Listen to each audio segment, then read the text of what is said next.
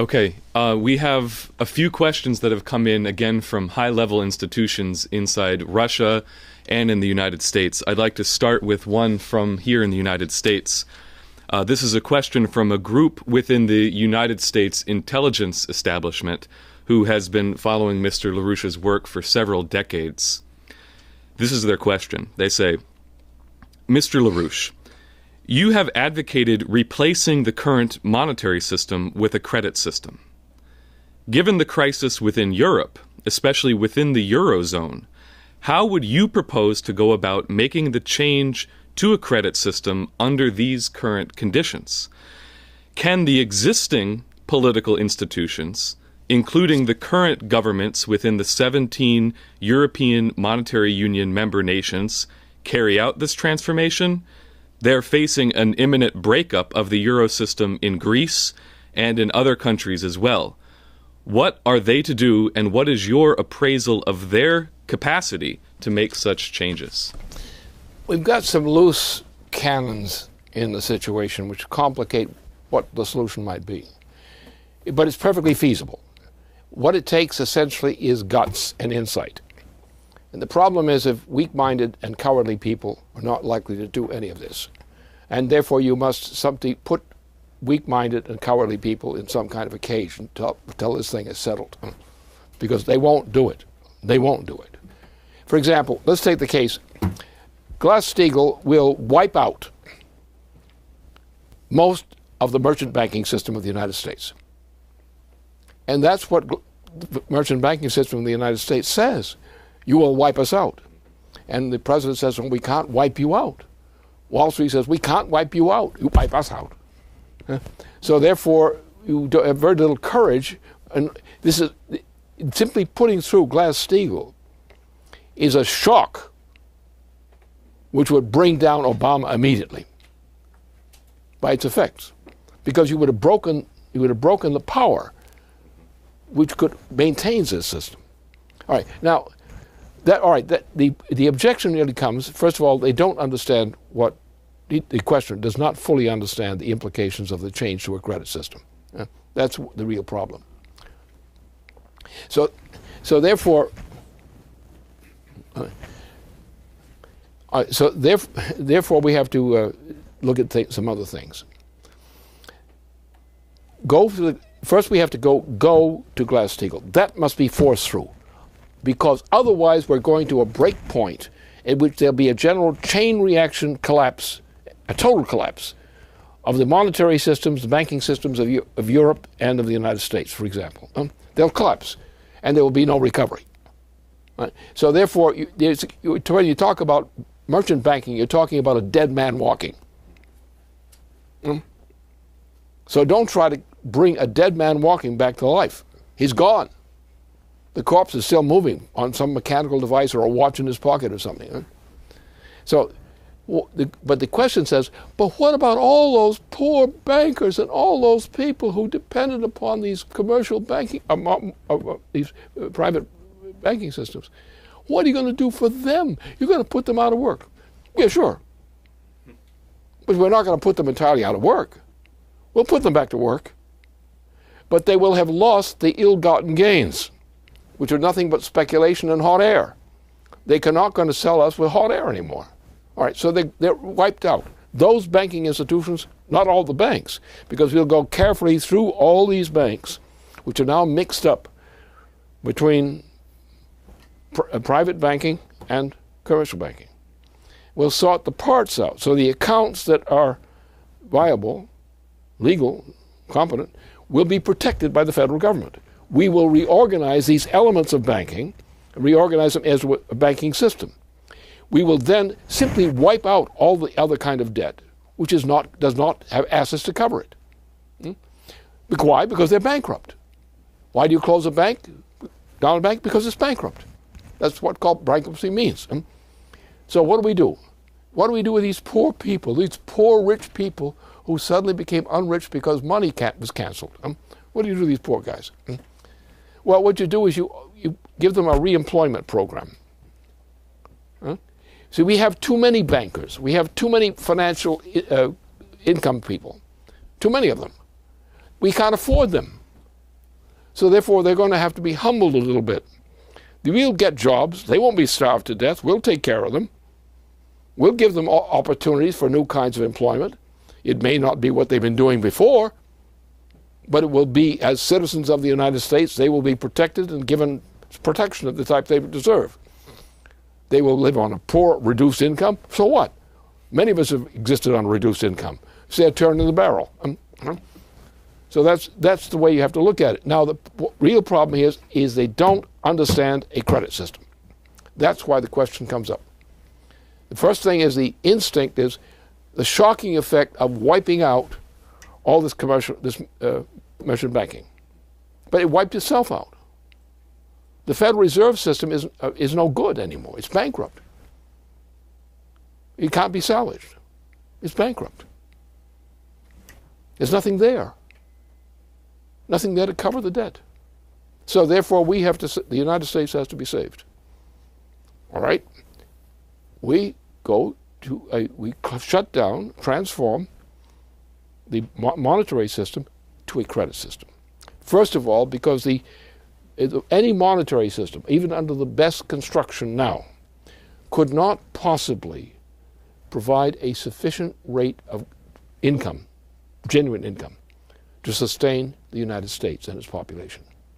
Therefore, a monetary system which continues with what was conceived as a monetary system no longer works. We're back to the president who got dumped. So now it means we have to go to a credit system. The difference is this.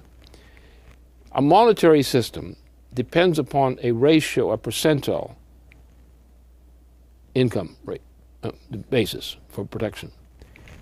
The federal government does not require, in a credit system, does not require, and never did require, it required that the investments be competent investments, but it did not require that there be a guarantee, a money guarantee behind those investments. In other words, if you've got a country, a nation, and you have people with skills and so forth, or potentials, and they don't have any money, could you organize an economy? Yes. It was done in the Massachusetts Bay Colony before the new Venetian Party made a mess of that place. So therefore, you don't need money as security against money. What you need is the security of the possible performance of your employed population. That's what you need. So therefore, our concern, for example, we have large projects. We have over years, there are certain goods you cannot get in the United States as U.S. made. We're loaded with goods that are not made in the United States. You wear clothing that's not made in the United States. You drive cars that are not made in the United States. All these things. So where's your credit system? Not there. There's no credit system there. You're acting like what you've got is a bunch of parasites who are gambling on money, which is worthless, actually worthless, just ready to go. It's like the game of Monopoly, the card game, the board game of Monopoly. You cast the dice, and you get a lot of money or don't. But at the end of the game, you're bankrupt. All of you are bankrupt because none of you got any money out of that thing, unless you gambled on the side. So therefore, the issue here is we don't need a monetarist system of money. We need a well-regulated credit system, which is what the U.S. Constitution provided. For example, take the case of the United States had won the war in the peace of 1783. By that time, they'd won the war, but the United States was bankrupt. So we had to honor these debts. All right? So we did it, and Alexander Hamilton came up with a solution. The solution was national banking. So therefore, all we have to do is go back to national banking. Now we're going to cancel all these assets, which are not real assets, of all these bankers. But that's not a loss. The point is they're going to have to readjust. We have too many of them employed. So their survival depends on their finding a new career, a different career than in merchant banking. We can't afford them anymore. They are useless. They don't produce any products. How many automobiles are made by this banking system? How many things that are edible are made by this merchant banking system? No, it's all made for overseas. And we pay for it, but we are not given the means to produce the income necessary to pay for this stuff anymore. So we have to reverse the effects of all these decades of ruin, which means we simply will going to use a credit system if the project is viable, and if the end game in the project is viable, and we need it. Let's take NWAPA. NWAPA means at least 4 million jobs. So we do it. We have other projects of the same nature. Do it. With a large project of that type, you can take the limited number of people who are still actually skilled. It's a tiny minority of what used to be skilled labor in the United States is still skilled labor. Most of it's near retirement or in retirement. But this cadre force is key for defining a program of recovery. We have also now, with cooperation with Russia, which has a similar situation. They have certain capabilities, but not much cash. China, same thing. Japan wants to get in on it. Korea wants to be in on it. India will be in on it. So we will be producing more product and gradually increasing the number of productively employed people in the labor force. And that will give us a means to pay in advance even, to pay to keep people alive, and to get them re-educated, to give them the opportunities they need for life, and things that are being taken away from them now. So under a credit system, we will have a sufficient supply of credit available to us based on the potential of our own people to work and the skills we have and what we can share with other people in the same direction. And that's the real solution to this. It's an elementary solution, which the United States went through after coming as victorious out of the Revolutionary War. We found ourselves bankrupt. We found that a commercial bank, or the regular banking system, would not do it. We had to go to a credit system. We went to a credit system, and we survived. We survived quite nicely, despite the difficulties we ran into. We'll do the same thing again. So we don't need the idea of a traditional kind of banking system, because what has become known as a traditional banking system, it has no resemblance really to a commercial banking system. A commercial banking system is an auxiliary feature of a credit system. In other words, you put out the credit which is going to employ the nation in production. But then you have a process, firms are organized, entities are organized, state entities, private entities are organized. Therefore, you have to have a system of banking, of commercial banking, under the umbrella of a system of national credit banking. Now you've got the mechanisms, and it will work just fine. It always worked. The point is the British were out to destroy us. That's what the point was of, a president who really sent us down the river. Andrew Jackson.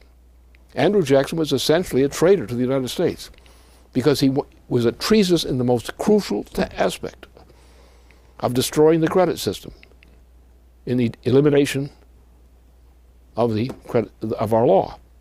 It was an unconstitutional measure, but the other guys had more guns than we had at the time. And Andrew Jackson got by with his treasonous activity. Notably, Andrew Jackson is always featured at the dinners as the Democratic Party's emblem. They got to change the Democratic Party emblem and get an honest emblem instead.